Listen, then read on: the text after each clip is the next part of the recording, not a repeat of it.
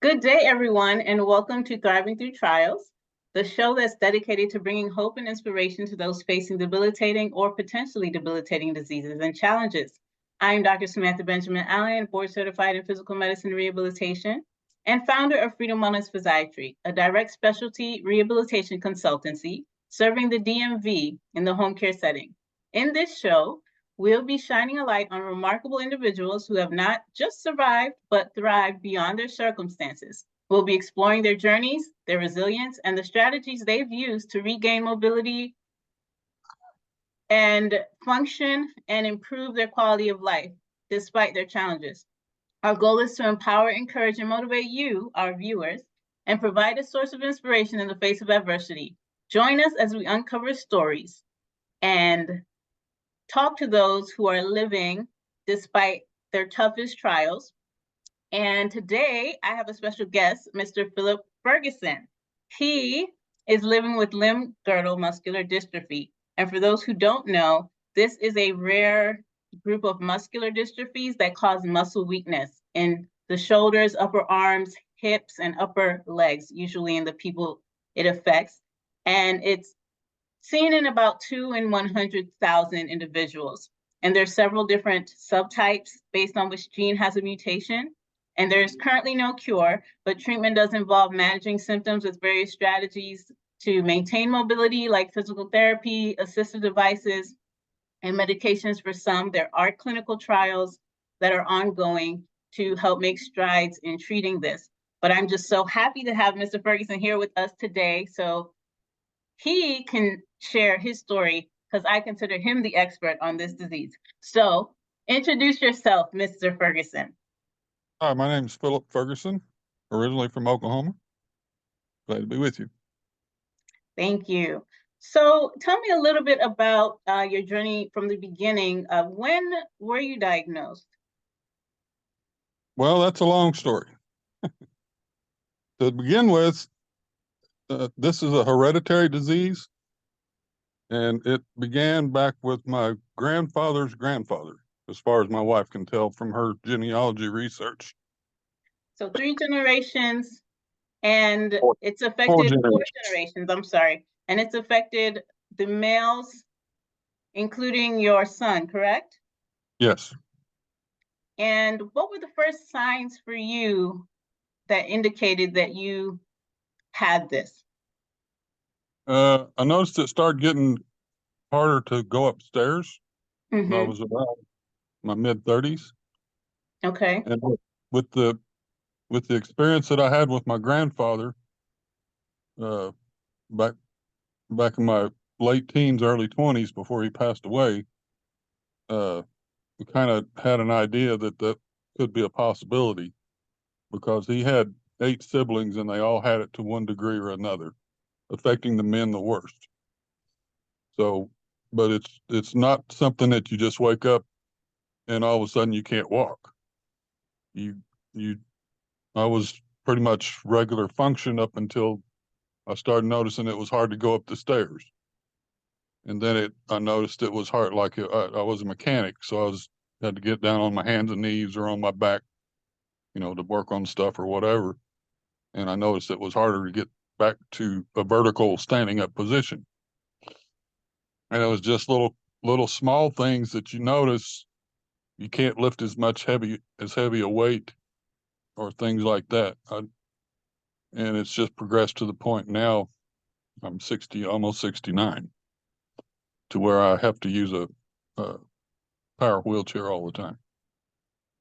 But Now, it's just a gradual process. right. And what did you find most helpful in each stage of this disease to help you maintain the mobility to get around and do what you needed to do? Like when you initially noticed it in your 30s, did you use any type of adaptive equipment so that you could continue to No, get around to do what you needed? I, I didn't actually need any, like a cane or anything like that, up until I was about 50. Oh, I mean, good. Okay. All right. it, it's so gradual that you just your body compensates automatically Like I had to walk slower. I had to make sure, like if I was on uneven ground, I had to watch out where I was stepping, because the weakness in your muscles, in mine limb girdle, the girdle muscles in your abdomen and your hips are the main groups of muscles that you use to walk. Right. And so when those get weak, if you lose your balance, you just fall. There's no taking a misstep and catching yourself. So pretty much, I didn't use any assistance, you know, as Until your far as 50s. yeah. And But you the you longer learned to the longer it compensate goes, along the way. So you managed without having to use anything until your 50s, which is pretty good. Now you said you use a power chair. When you stand, what is your method? Can you walk us through the process of standing? well, I have a power recliner, and it's on a let's see, I'm trying to think. I think it's 6 to 8 inch. There's a pedestal underneath it that my son built, Mm-hmm. because it's when I started using the power recliner, that was the first thing I ever used to help me, was a Okay. power recliner to stand up. And I could get out of a car, but it, the power recliner would just raise me up enough to where I could go ahead and stand from that position. Gotcha. And over the years, because I use my arms and shoulders to help push myself up off the arms of the chair. And then eventually my mother passed away, excuse me, and he had built her this platform put under her recliner, because she was 5'8", which is pretty tall for a Pretty woman. tall, yeah. And so she was having trouble. She had the muscular dystrophy too. But it, for some reason, it doesn't affect the females as much as it does the males in my family. Right. So anyway, he built her this platform to help assist her to get up. And then when she passed away, I was starting to have trouble standing from just using my recliner. So he put the platform underneath mine, and now we've raised it up over the years another 4 inches. So it's probably about 8 inches off the ground underneath my chair. So the way I have to stand up now is I put my power chair in front of me and raise it to its full limit. It goes up and down, lays down, and everything. Mm-hmm. I raise up my recliner and I grab a hold of the armrests of the power chair, and pivot my knees up against the front of my wheelchair and pull myself up to a standing position. All right. And Thank then you. I'm sure that's actually helpful for people listening, trying to figure out how to transfer. It's kind of difficult when you are gradually progressing, trying to figure out how you're going to do something a certain way that maybe worked for you before but won't work now. So that's helpful. And you were going to say something else? Continue. well, once I get standing up, then I just pivot around and sit down in my power chair. Okay.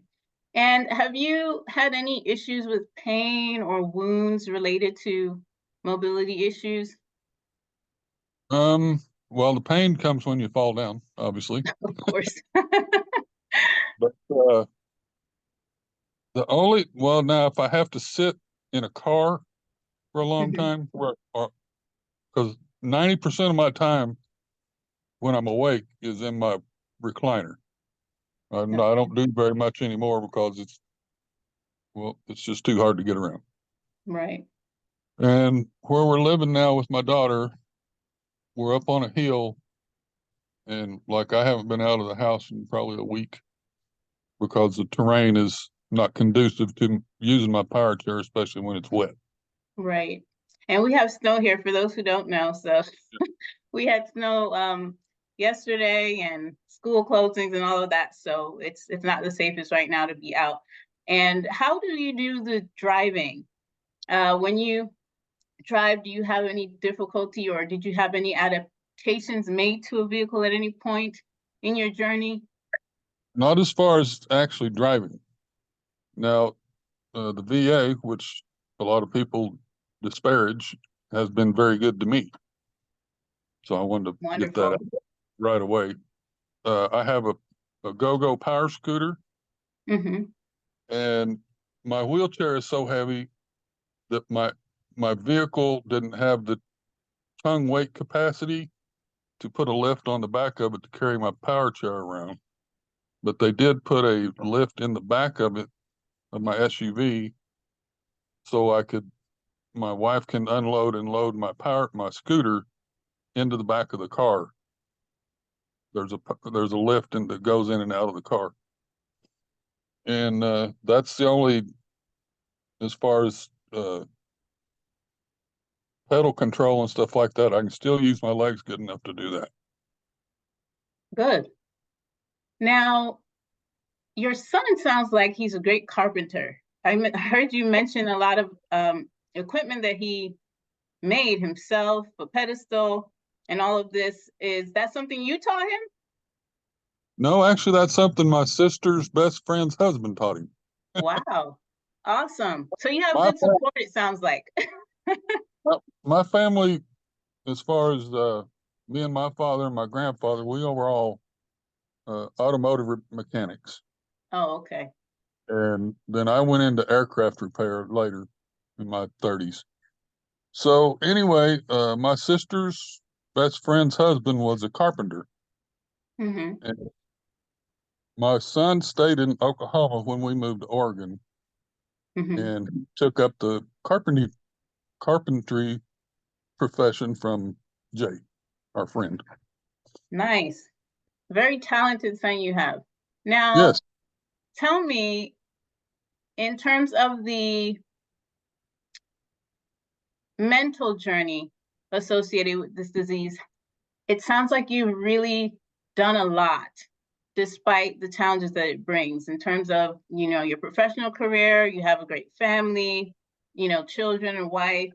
And for those who are listening, I kind of just wanted to glean some insight from you on how you manage mentally to keep going and be encouraged throughout the journey. Because I know some people struggle with this. And you have a good outlook and a nice sense of humor, and I think that helps. But I like to hear it from you so that they can hear it. Okay. Hold on a second. Uh-huh. Well, it hadn't been easy. You do get depressed, but I have a wonderful wife. We've been together almost 51 years. So she's kind of grown up with Amazing. it. Yeah. So she knew about all the past family history.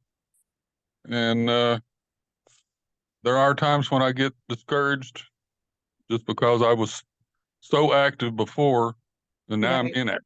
So it's just, Mhm. she still challenges me to do as much as I can do. Now, she does help me a lot because the main, back to the pain part, if I'm very active, like if we go out to the casino every now and then, or we go out to dinner, Mhm. and all of that, sitting in the car and getting in and out of the car is a real challenge. And if I have to sit in my scooter or my power chair for more than a couple of hours because I can't stretch out like I do in my recliner, Uh-huh. then it starts getting painful. Okay. And the main pain is just muscle contraction Mhm. and lower joint pain. Now I don't know why that does that. It's just I can't get comfortable or something. So anyway, as far as the mental part, some say I am kind of mental, especially my wife. But anyway, Porkiness, uh, we just we've just taken the attitude to where we kind of know what's coming. We knew it was we first of all there's no cure, like you said, and we've known that, and we've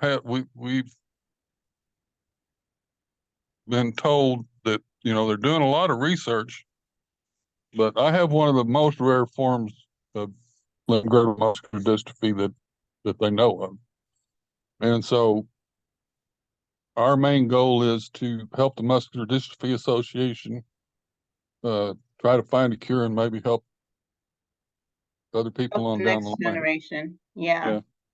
But as that's far as great. I just kind of take everything as it comes.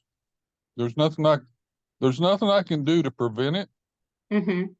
And I've had a lot of doctors and physical therapists, want me to do exercises and do this and that. And I've tried to do those diligently for a little while, but it doesn't really help. It doesn't help me, or I just don't have I'm kind of lazy in my old age. You're not the only one. So, Um, but so in their if you want defense, me to do exercises, uh-huh. that just wind up, causing me discomfort, well, then I just ain't going to do them. Yeah, I was gonna mention warmth can help, especially when you've been sitting for a long time. Like you said, if you go to the casino or you go out to dinner, you will get muscle contractions. And you mentioned that is a big source of pain. So a heating pad can work for that a little. Stretching too, outside of exercise, stretching is also important to kind of avoid getting contractures because those are really painful. So if you don't want to exercise, at least stretch. That's all I have to say about that one. Right. And I wanted to ask you, as you look back at life to this point, what is one of the best things you've experienced living with this disease? Or I guess something, yeah, one of the best things you've experienced. Well, I don't know. That's a hard question for me to answer. Um, yeah, the best thing about my personal experience has been uh, just the support from my family. Yeah. Everybody's Everybody in my immediate family already, man, they know what the deal is, Mm-hmm. because my children grew up with my grandmother, having her challenges, and then us telling them about, the other family members that's experienced this, and everybody's willing to help. That's a blessing. I'm glad you have such a supportive family. I really admire your family. So again, I'm just Well, honored to have the chance to that's talk to that's you. how we wound up in Virginia. Yeah, with your daughter. She thought it Yeah. was safer for you to come be with her, correct? Well, yeah, it's two reasons. Is my oldest son, who has the disease, had 3 properties at the lake where we were living, and then Mhm. another property in Oklahoma City. So he was taking care of 4 properties. Wow. So his relaxing weekend at the lake turned out to be 9 hours of mowing on Saturday and then getting ready to go home on Sunday. So Yeah, it too was, busy. it was, Yeah. it, we were in a fairly remote location, so it was a long ways to the store, a Mm-hmm. long ways to the doctor, and when you get older, you have to go to the doctor a lot, and especially when your wife is diabetic. Yeah. So So this made a lot more sense. we lived in that house for 12 years, I think. So we sold the property. We moved into my daughter's basement, which my son-in-law did a shower or bathroom remodel. So I have a roll-in shower, which I didn't Nice. have at home. And so when we sold the property, it paid for the move. We paid off, what we owed on it, paid off our car. And financially, we're a little better off than we were when we Good. lived in Oklahoma because obviously we don't have a house payment anymore. We do pay rent to our son-in-law and daughter, but I figure that's fair enough. They pay the bills. So that Yeah, that's a good deal. that's the biggest blessing I've had as far as other than my son taking care of me for the last, for the 12 years I was actually back in Oklahoma. That's good. I'm glad So, you have that support. That's definitely something that helps make this more manageable for yeah. sure. And what would you say has been a lesson learned that you can share with the listeners, or a take-home message you want to leave with them in regards to your experience? Take one day at a time. Keep Good advice. keep doing as much as you can do, and don't be afraid to ask for help.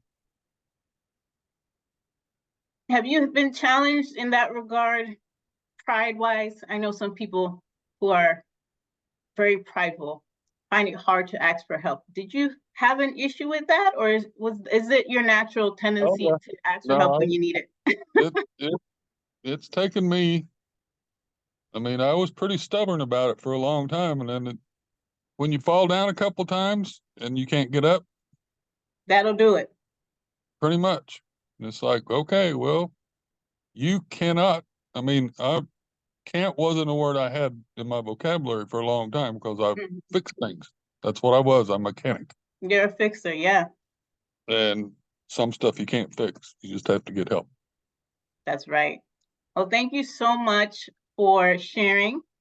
I'm going to leave a link in the show notes after this, just for anybody who is interested in the clinical trials that are going on. And if you want to leave any resources or share anything before we close, please do so now.